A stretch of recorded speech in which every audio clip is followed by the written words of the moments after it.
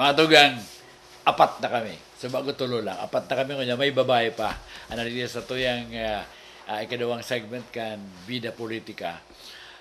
Mga tugang, siguro ang mapabiso na yan sa kuyang special guest at sa tuyang ang kumpadre ko si Panincho, maso na Vice Mayor, kan sa tuyang pagkirita.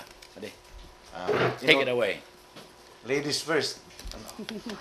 Inoton ko na ang sa kuyang Madihon amiga si Winnie Sayas Ventura. Ang apelyido pong Ventura medyo biribisto manig di sa siyudad Canaga taan sa iyang esposo saro man na pamusong kairiban nindo sa media si Ed Ventura kan DWNX. Ini po si Winnie. Kan kami nagpipirili kung sa ang dapat na ibalik di sa linyada kang Team Naga Kamsur. Pinagpasiguro ming magkaigwan ng babahing matibay na ang intereses kan kababaihan siguradong mapoprotehiran. Naghahanap ako kay itong marepresentar ang pirming nagbubutwang pangaran si Winnie Sayas Ventura. Nganya ko kumbinsiron ko daw. Pero nga ako, mahagad akong clearance duman sa sayang esposo. Kan kinaulay ko, ang simbag, madalion si pag-iyo, gusto man magsilbi sa syudad Canaga. Bako sa nasa broadcast media, kundi itong serving direkta sa gibo, create kan mga policy decisions, asin itong mga ordinansyang makakatabang sa kababaihan, asin sa iba pang mga sektor sa siyudad Canaga. Kabali ng media. Kabali na dyan ang media. Yes. Siguradong kabali dyan ang media. Haloy na bagang mayong... May kami boses. May kami boses sa May media. Si, si Vice Mayor Bordando. Alam mo yan sa media. Bako man yan yung... print yan. Bako man yung... Broadcast. Haloy ng day imbuilt. But in any event, si Winnie, having been the head kan wire, ang wire women in something, di ko na po pronounce yan na si Winnie na kan ma-explicar. Pero sa rong grupo, sa rong non-government organization, na ang intereses talaga kang kababaihan, iyo ang tinatawanig doon. Pero dahil ta si Winnie Sayas Ventura, haloy na marin na inbuilt sa non-government organizations, ang pagtubod ko, kung nag-uurulay kami kan mga plano for the future, ang pagtubod ko, matatawan doon ka ini itong pinag-aapod kong people's participation. Tangon yan, sa siyudad Canaga, kadakol-dakol dyan, matibay na maraming rarabag ka na pangaran na people's participation, pero kadikit na nakakaintindi kung ano talaga ang gusto sabihin ka. Si Winnie, kung magtukaw dyan sa konseho ka na siyudad Canaga, mapasiguro na ining arugan sa NCPC, asin iba pang mga sektores dyan sa konseho, mapapasigurong an sa indang mga intereses mapoprotehiran, matatawanin doon. In other words, mamantinan mo. People's participation. Yeah, ngayon, mamantinan mo yan council na yan. Yan council. Okay. Bago kang mag-reaction, si Dr. Albios naman, ang sa'yo mong masasabi kay Dr. Albios? Si Dr. Albios, tugang inikan mga amigo ko man. Kapitan, nakipaglaban para sa mga intereses ka na tabugan. Pero may special kaya ning concern. Pinagpaplano mo yan sa iyang intereses. Garo, may tripartite interest ning dadarahon dyan sa konseho. Ang saro bilang dentista, importante hon para sa inda, ako dako akong mga natanggal naman ng ipon dahil natawan ning doon kan mga saradit pakitan. Pero importante hon na maray sa health, sa salud kan tao na matawan ning atensyon ang oral health care. Pero bako sa namin yan dahil dentista siya. Yan kukonekta rin niya through itong koneksyon sa DepEd, sa education, kukonekta rin dahil siya naging barangay kapitan man, ikukonektar man yan grupong iyan sa pagprotehir kan oral health care kan mga kaakian. Importante yun na marin na programa na papasipara sa haloy ng marin na panahon pag nag-uurulay kan mga healthcare sini kan may tutok diyan sa oral healthcare ano. So nganya ko darahon mo yan isyong iyan, iyo man talaga ang gusto niyang tutukan. Pero in addition, saro ni sa mga beneficiaries kan urban poor program kan syudad ano. Haloy nang mari nag-i-star diyan sa urban poor section kan Tabuco. Nganya ko ikanay intindihan man yan interests ka nag-i-register diyan. Why don't you bring that issue nga ko? Because you are part of that sector. Darahon mo man niya ko ang issue iyan, tutukan mo man, paglaog mo dyan sa sangguniapan mo. Saka siya pang presidente kan Dental Association. Totoo yan. Ako lang kan nagay kundi pati Kamsur. Kaya pala Kamsur. nagay Kamsur. Okay, ako naman pa yan mahapot. Ako naman hapoton. Ano man masabi niyo? Kay Vice Mayor Cho Rocco, ano ta sa Indo ka naman nag-iba? Maray na aga po sa Sendo Gabos, maray na aga kay Manong Ernie, asin sa mga nagdadalan sa satuyang programa ngunyan. Ako po si Doc Jess Albios, kabali po sa grupo kang Team Naga Kamsur. Ano po tayo na ako digdi sa Team Naga Kamsur? Ninghuli po ako nagtutubod na panahon na para magkaigwa kita ning pagkasararo ang syudad ng Naga, asin ang Camarines Sur, taaram tabaga na sa kahaluyan ng panahon, yaon dyan ang pag-iriwal, de pagkairintindihan ka mga leaders kang syudad ng Naga, asin kang Camarines Sur.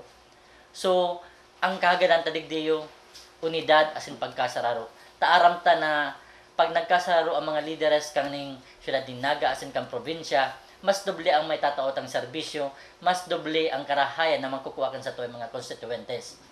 Sa parte ko po bilang saro sa mga kandidato kang Team Naga Kamsur, ako lang po ang sulamenteng igwang unique na programa na matutok sa oral health care na pigsabi nga ni kasubago ni Vice Mayor Cho Rocco. Tayo ni po importanteng gayo ta sa kahaluyan ng panahon, daw sa Naga City Local Health Board, mayo pa man na nahaman na programa manunungod sa oral health. Kung kaya, tabangan po nindo si Doc Jesta, siguradong ngunyan sa panahon na iniyong kay puan ang sarong dentista sa konseho na madara ka mga interes para sa oral health care ka mga kaakian asin kang kabarangay. Dok, nagluwas pa lang kan aging mga pirang simana o nganing nagtalikod na simana na saro sa mayon na kausa kan hilang sa puso ang hilang o problema sa ngipon. Iyo po, dahil ang sa tuwa po bagang oral cavity, iyo po yan ang pinagmumugaran kang kadakol na mikrobyo. Kung daita nalilinigan ang sa tuyang nguso, may parte po kaya na pag may hilang na kita sa ngipon, sa gums, nagkakaigo po yan ng influenza sa tuyang blood supply, blood stream, na pwede makaapektar sa tuyang puso. Tayaw po dyan ang inaapod na subacute bacterial endocarditis na dahil pano ng microbial sa tuyang nguso, pwede po siya maglaog sa tuyang blood supply sa tuyang puso. Okay. Thank you. Winnie, ikaw man, ano ba ang sa imong masasabi tungkol sa imong leader kan pag-iribang Team Naga Kamsur? Bueno, simple sa naman po ang sa kuyang paliwanag. Si Cho Rocco is the best choice. As a matter of fact, he is the only choice. Kaya that Ladies' given, choice. not just ladies. Oo, ara mo, pag nahiling po nila ang pag-iriba, may garo yan Pied Piper of Hamelin, bako mga rats ang nagsusunod kundi mga tao. When he beats the drum, everybody follows. That's Cho Rocco. Kaya po, kaibanan man ako sa mga nagpa-follow sa iya. Nadaw ko si Buhis makan sarong aldaw sa radyo. Pero di ka man anggot, kailang sisay mo ng mga tarpaulin sa mga padyak saka sa mga trimobile, pigharali. Ano masasabi mo? Baka akong medyo nagayunan kang sa kuyang litrato. Baka pigsaray souvenir. Pwede. Sisay daw sa mga konsyal. Dahil man, naintindihan ko ang nangyari na nagkaigwa po anin apo dun ko ng overnight ordinance na dahil nagkaigwa nin konsultasyon, dahil nagkaigwang publication and all. Pero sa totoo lang yan, pinagbubulong po iyan. Kaya pagkalihis ng 15 días, ito ipapatupad na. Yan ang karahayan kang igwaning bubuwit, nagpapaabot ng informasyon, tanatatalang nakakapreparar kita. Ay, see. Dudugangan ko po yan. Kan pag-file ko po ng kandidatura, ako, di amayon bagang yan filing, October 5, ano. Pag-file ko, ako nagdulok sa COMELEC, kinaulay ko si Atty. Maiko. Nga niya ako, attorney, amayon nga niya ako ang filing, ano nga niya akong mga prohibitionist ko? Klarong maresisimbag sa kuya. Ang simbagan, so, congressman niya, mayo po ngayong prohibitionist sa imo, tabako ka pa man kandidato. As of now, bako pa kaming kandidato. Inamay lang ang filing dahil ta gustong maamay ang pag-imprint ng mga balota for the computerized purposes. Sa ngunyan, mayo pa man kandidato talaga sa lokal. Magiging kitang kandidato on March 29. So, ang simbag sa kuya kahit doon, mayo ngayong prohibitions. Ako nga nagsusuba, ano nga niya ako kung magdalagan na akong hoba dyan na may nakasurat ng vote for me? Ano nga niya ako, maaarista ako. Pwede kang maaresto. Bako nga sa rason kan omnibus sa election code. Pero sa obscenity. Kontra ko sa yan. Saka hapot ka ba vote for me? Vote which part of me? Pero ibalik na po naman sa ganito. Yan pagtanggal man kan mga tarpaulin na yan sa padyak. Mundo nga ni si mga parapadyak. At ang igo naman niya kaming panglilipod kung masaldang, may naguuran, nalilipudan man niya si pasahero min. Tataranggalon pa man yan. No? Ano man yan? Sa pag-uri naman yan. Sabi kita mga parapadyak, sa pag-uri naman yan sa kwan. Siguro na urita, mayo pa sindang mga tarpaulin. 2 bulan na kaming igwa. Sinda dahil pa nagkakaan. Ba di man ang dahilan? Nagdali murok na kanya yung ordinansya na illegal na mag-agkain dyan sa mga padyak sagot sa mga moving vehicles. Isinumitir pagkaaga.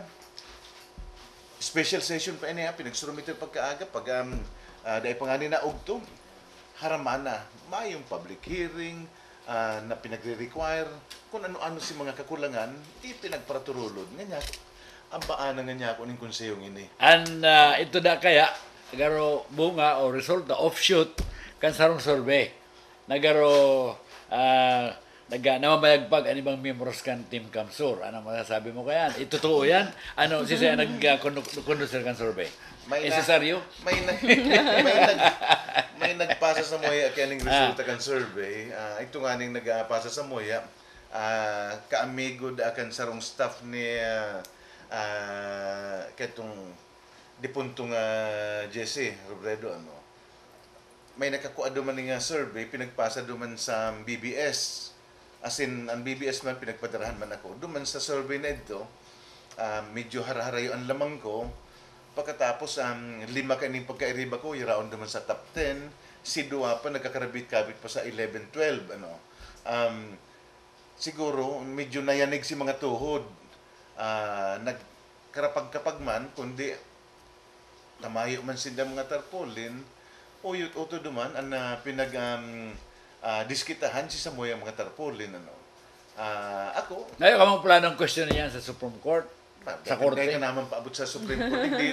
Digdi lang sa the Court of Media. Okay. Sa Court of Media. Pag Public opinion. Public Court opinion. Mga tugang at yan, mapadagos kita. Napasiring na po duman sa pinakasentro kan sa tuyang Ururay kan Team Naga Kamsur. Ang tungkol po sa obos kon obos, gabos kon gabos. Arwat yan.